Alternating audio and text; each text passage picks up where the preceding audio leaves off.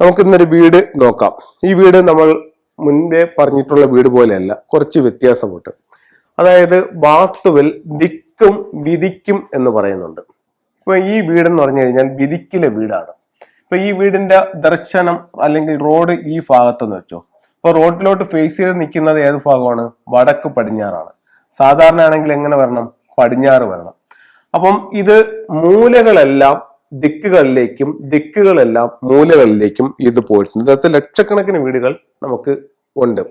അപ്പോൾ ഇതില് വാസ്തുവിൽ പറയുന്നത് ദിക്കിലെ വീടുകൾ, അതായത് കിഴക്ക് പടിഞ്ഞാറ് തെക്ക് വടക്ക്, ഇത് നാലുമാണ് മഹാദിക്കുകൾ. ഈ മഹാദിക്കിലെ വീടുകളാണ് നല്ല എന്ന് പറയുന്നുണ്ട്.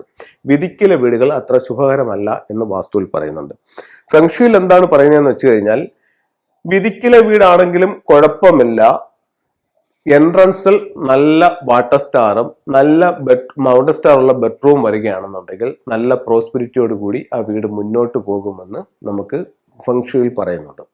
അങ്ങനെയാണെന്നുണ്ടെങ്കിൽ ഈ വീട്ടിൽ നമുക്ക് എവിടെ മെയിൻ ഡോറ് വെക്കാം, എവിടെ ബെഡ്റൂം വെക്കാം എന്നുള്ളതാണ് നിങ്ങളുമായിട്ട് ഇന്ന് ഷെയർ ചെയ്യുന്നത്.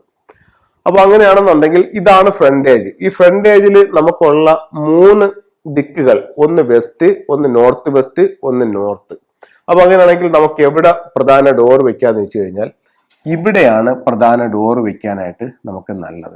അതായത് പറഞ്ഞു കഴിഞ്ഞാൽ ഇതിൽ നമ്മൾ വാസ്തു നിയമങ്ങൾ ഒന്നും തന്നെ നോക്കുന്നില്ല, ഫ്ലൈങ് സ്റ്റാർ നമ്പേഴ്സിനെ മാത്രം ബേസ് ചെയ്തിട്ട് സംസാരിക്കുകയാണ്. 2 9 കോമ്പിനേഷൻ, ആ കോമ്പിനേഷനിൽ നമുക്ക് മെയിൻ എൻട്രൻസ് കൊടുക്കാം. അടുത്തത് ബെഡ്റൂം ഏത് ഭാഗത്ത് ചെയ്യാന്ന് പറഞ്ഞു കഴിഞ്ഞാൽ, ഒന്ന് ഈ ഭാഗത്ത് നമുക്ക് ബെഡ്റൂം വയ്ക്കാം, ഇവിടെ ലിവിങ്, ഇവിടെ ബെഡ്റൂം. ഈ ഭാഗത്തും നമുക്ക് ബെഡ്റൂം വയ്ക്കാം, നല്ല മൗണ്ടൻ സ്റ്റാറിൽ ബെഡ്റൂം വയ്ക്കാം. അപ്പൊ ഈ 2 ഭാഗങ്ങൾ ബെഡ്റൂം, ഇവിടെ മെയിൻ ഡോർ വയ്ക്കാം. ബാക്കിയുള്ള സ്ഥലങ്ങൾ നമുക്ക് എന്ത് വേണമെന്ന് വെച്ച് കഴിഞ്ഞാൽ തീരുമാനിക്കാം. അപ്പം വാസ്തു പ്രകാരം ആണെന്നുണ്ടെങ്കിൽ നമുക്ക് ദിക്കുകളെ ബേസ് ചെയ്തിട്ടാണ് പറയുന്നത്. ദിക്കിലെ വീട് നല്ലത്, വിധിക്കിലെ വീട് കൊള്ളില്ല. അതേസമയം നമ്മൾ ഫെങ്ഷുയിലേക്ക് പോകുമ്പോഴത്തേക്കെന്ന് പറഞ്ഞു കഴിഞ്ഞാൽ എൻട്രൻസിൽ നല്ല വാട്ടർ സ്റ്റാർ വരികയും ബെഡ്റൂമിൽ നല്ല മൗണ്ടൻ സ്റ്റാർ വരികയും രീതിയിൽ ആ വീട് സെറ്റ് ചെയ്ത് കഴിഞ്ഞാൽ അത് ദോഷമില്ലാതെ നല്ല പ്രോസ്പെരിറ്റിയോടുകൂടി മുന്നോട്ട് പോകുന്നതാണ്. അപ്പൊ ഇതുപോലെ ഒരുപാട് വീടുകളെയും കൺസൾട്ട് ചെയ്തിട്ടുണ്ട്.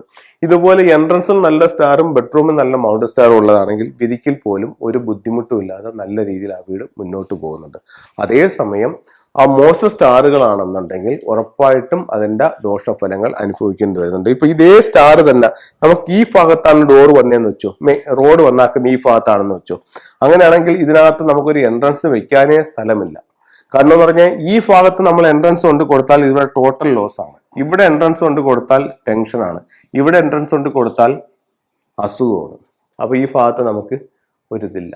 ഈ ഇങ്ങനെയൊക്കെ വരുന്ന വീടുകളാണെങ്കിൽ വളരെ നമ്മൾ കെയർ ചെയ്തില്ല എന്നുണ്ടെങ്കിൽ നമുക്ക് ഒരുപാട് ബുദ്ധിമുട്ടുകൾ ആ വീട്ടിൽ നിന്ന് അനുഭവിക്കേണ്ടി വരും. അപ്പൊ നമ്മൾ എപ്പോഴും വാസ്തു ഫോളോ ചെയ്യുന്നതിനോടൊപ്പം തന്നെ ഫെങ്ഷും കൂടെ ഫോളോ ചെയ്യുകയാണെന്നുണ്ടെങ്കിൽ നല്ലൊരു നമ്മൾ ഉദ്ദേശിക്കുന്നതിന്റെ അപ്പുറത്തോട്ടുള്ള ഒരു ലൈഫ് നമുക്ക് ഏൺ ചെയ്യാനായിട്ട് അല്ലെങ്കിൽ ജീവിതത്തിൽ മുന്നേറാനായിട്ട് നമുക്ക് സാധിക്കുന്നതാണ്. അപ്പോഴത്തേക്ക് എല്ലാം ഒന്ന് കറക്റ്റ് ചെയ്ത് നോക്കുക. വാസ്തുവിനോടൊപ്പം തന്നെ ഫെങ്ഷും കൂടെ അതിന്റെ ഫ്ലൈങ് സ്റ്റാർ നമ്പേഴ്സിനൂടെ ഒന്ന് കറക്റ്റ് ചെയ്ത് നോക്കുക. അത് സ്ഥലത്ത് തന്നെയാണോ നമ്മളുടെ ഡോറ്, ആ സ്ഥലത്ത് തന്നെയാണോ അവിടെ ബെഡ്റൂം ഒക്കെ ഒന്ന് ചെക്ക് ചെയ്ത് മുന്നോട്ട് പോവുകയാണെങ്കിൽ നല്ല പോസിറ്റീവ് ആയിട്ടുള്ളൊരു ലൈഫ് നമുക്കുണ്ടാവും. എല്ലാവർക്കും എല്ലാ ഐശ്വര്യങ്ങളും ഉണ്ടാവട്ടെ എന്ന് പ്രാർത്ഥിച്ചുകൊണ്ട് നിർത്തുന്നു. നന്ദി, നമസ്കാരം.